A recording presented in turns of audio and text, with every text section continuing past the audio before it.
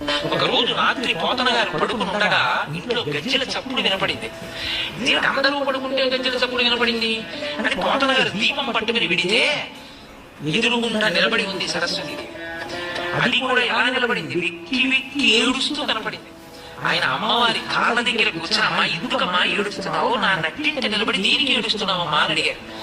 పోతన భాగవతాన్ని అంకితం ఇచ్చేస్తావా రాజులకి అని అడిగిందాడు. అప్పుడు ఆయన అంటే భాగవతం పోతన గారు అంగీకరించినది ఎంత శక్తివంతమో మీరు చూడండి. ఇంత గొప్ప స్థితి ఏ భాషకు ఉందండి? తెలుగు భాష ముందు సరస్వతి నిలబడి అడిగింది. ఏ భాషలో ఏ కవిని అడగలేదు, ఒక్క తెలుగు భాషలో పోతన గారిని అడిగింది అమ్మవారు. చెప్పుకోవడం చేతగాని తన మంది కాబట్టి తెలుగు భాష వైభవం ప్రకాశించదు.